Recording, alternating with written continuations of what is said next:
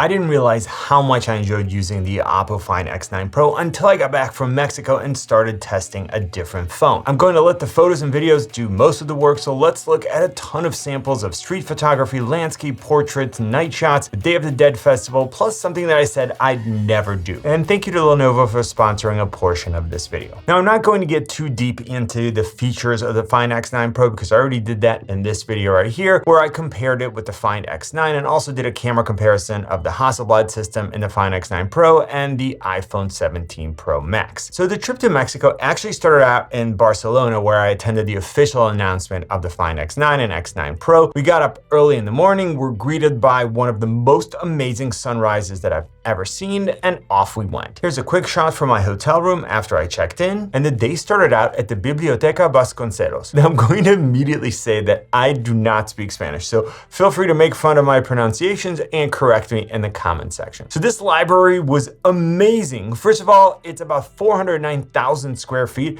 and it doesn't look like any library that I've ever seen. Actually, it doesn't look like a library at all. There's a ton of concrete and exposed steel beams combined with panels of glass, tons of windows, skylights, and natural wood. There's also lots of cool little spots to settle down and relax with a book, and even some outdoor spaces. And I loved being able to go from the 50 megapixel wide to the 50 megapixel main to the amazing 200 megapixel telephoto, and then to the teleconverter, which we'll talk more about later on. And since we were in Mexico to shoot the Day of the Dead festival, we were already seeing some hints. Next, we went to what's probably the coolest post office you'll ever see. Seriously, it looks like something out of a movie, and I could have stayed there all day. There were so many cool textures, colors, and layers, and don't get me started on the design of the ceiling. Like, come on, look at how insane this is. The level of detail all over the building was unreal, and it was easy to forget that it was an actual functioning post office. There were also areas that let in a ton of natural light and were perfect for portraits. Now next, it was time for lunch, so we took a short walk through the streets of Mexico City to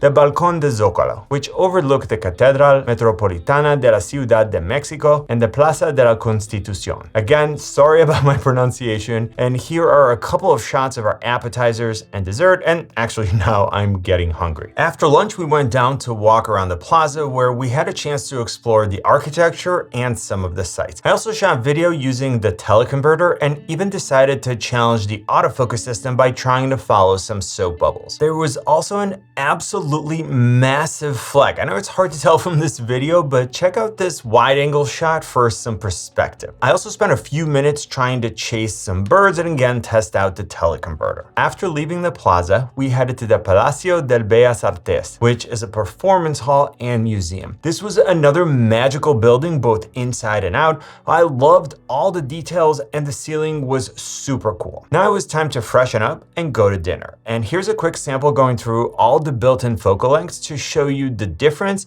and everything here is just point and click. And then I tested out slow motion video with some of the torches, which I think came out really cool. The next morning, we woke up super early to go do something that I swore I would never do: a hot air balloon ride. I don't love heights, okay? Let's just put it like that. So the idea of going up in a little basket that's dangling from an inflated circus tent was not really high on my list. The first thing that kind of shocked me was how many hot air balloons were up at once. But then, being the nerd that I am, I immediately became curious about how they actually make this whole thing work. I mean, how do they even fill up the hot air balloon? You can't turn the blower on while the balloon is flat on the ground because it'll burn it. Well, what they do is they lay the basket on its side on the ground, and then they stretch out the balloon, which was absolutely massive. I'll show you a shot here just for scale. And then they brought 4 massive fans to just blow regular air into the balloon. Now, it took a while for it to fill up enough to where the opening was, again, big enough for the blower to turn on,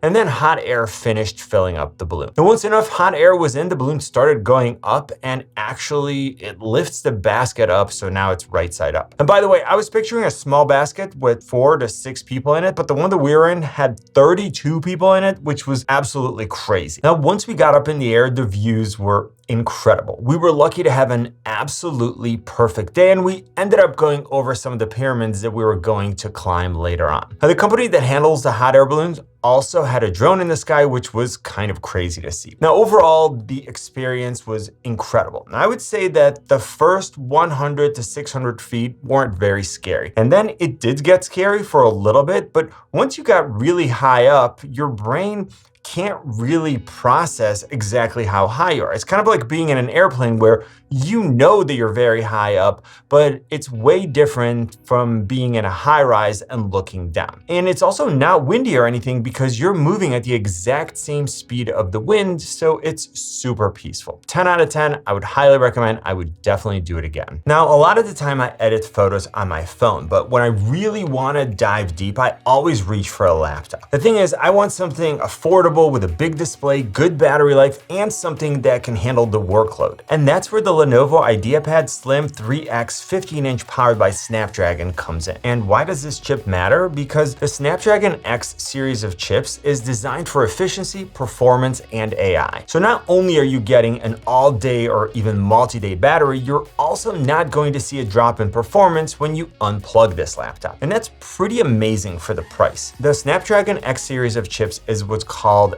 SoC, or System on Chip. And that means that the CPU, the GPU, and the NPU are on the chip itself, which helps optimize performance and battery life. So if you're a student, someone working from home, or a creator like me and you're looking for an affordable, powerful laptop with great battery life, check out the Lenovo IdeaPad Slim 3X 15-inch powered by Snapdragon, and thank you to Lenovo for sponsoring this portion of the video. Now back to my trip. After lunch, we headed to the, and I'm going to absolutely butcher this, Teotihuacan Pyramids, where we did get some shots from the ground. It was super cool to see the pyramids up close after seeing them from the air. Later that day, we took a flight to Guanajuato. The view from the airplane was pretty amazing. I took a shot of the moon after we landed, and I'm super happy with how it came out. The next morning, we walked around and explored the town. Tons of beautiful sights, colors, textures, and delicious smells. I mean, it was pretty much mandatory that I have some churros. You're going to start seeing a pattern here because I began to notice small fountains all over the place, as well as some pigeons. Now, continuing to walk around, the colors and the architecture were amazing, and we decided to stop by a local bar for margaritas and this other drink, which I can't remember the name of, and if you know, drop it in the comments. It was also an opportunity for some planned and candid portraits. We saw some people getting makeup done and visited the Callejón del Beso, or Alley of the Kiss, where a Romeo and Juliet-esque legend has given the location a reputation for romance. I also took this shot of the sun through the clouds, which I think came out really cool. The next morning, some of us got our own makeup done, including me,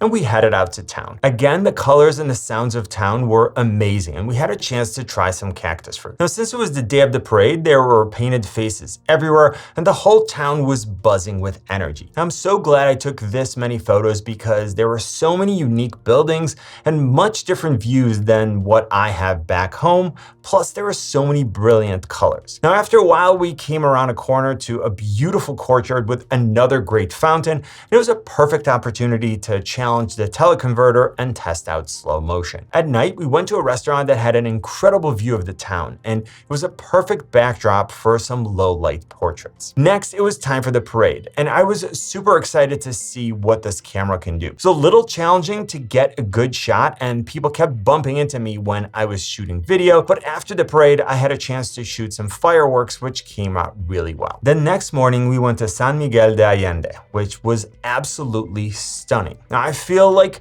nothing I can say will actually capture how charming this town was. Beautiful colors, Baroque Spanish architecture, a cobblestone center, and an incredible neo-Gothic church. There were a lot more opportunities to people watch, capture portraits, and shoot video, and I feel like I could have spent 3 to 4 days there just going through all the different alleys and shops. I did get this one shot that is probably my favorite of the trip. It was in a super busy street with people walking between us. I'm using the teleconverter. I literally had a split second to get it. I got super lucky, and I love the rim light and the texture on her skin. We then went to lunch at Prime Steak Club, where I had one of the best meals of my life. The place was beautiful, and I had a chance to test out the Find X9 Pro with some food and drink shots. We finished the day and a trip at a stop overlooking the town where we could see everything from above and test the camera's low light performance. Now, if you're curious, OPPO and Hasselblad created this 3.28x teleconverter, which gives you a pretty amazing 10x optical zoom and a 230mm focal length. It uses a mount that slides right onto the case, and then the teleconverter screws into the mount. This is a fantastic setup for concerts, for bird photography, or any other situation where you want additional zoom. I hope these photos and video clips give you a good idea of how the OPPO Find X9 Pro performs, and I really miss having this teleconverter with me every day. You know what I always say? Buy it nice or buy it twice. Good luck and see you soon.